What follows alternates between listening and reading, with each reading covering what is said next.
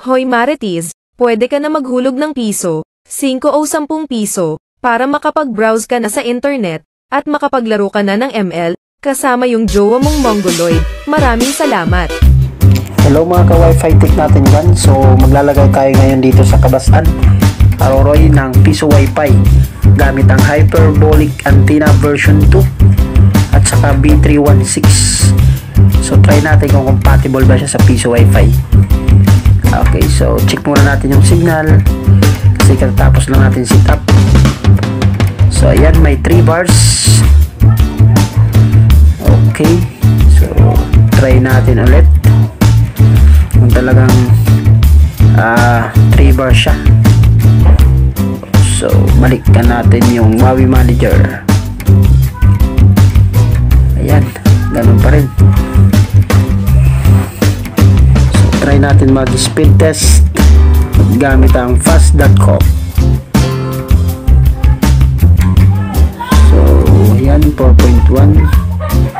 So hindi siya masyado stable yung connection niya dahil sa kawayan yung ginamit natin for temporary. Okay, so 2.7 bumababa agad.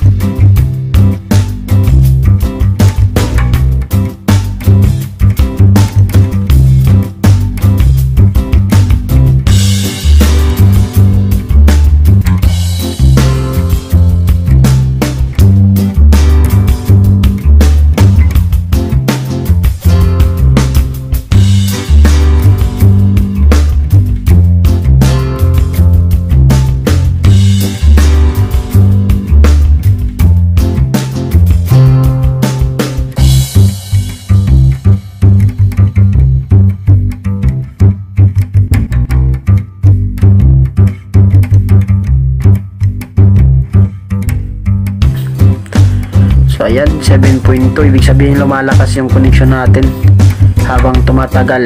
Okay, wow, 10 Mbps. So goods na yan for Piso Wi-Fi, lalo na sa mga kabundukan dyan or mga remote area. So goods na yan sa internet.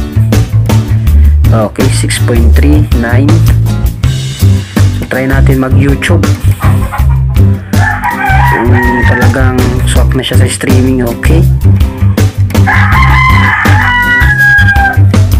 so ibig sabihin goods na yan.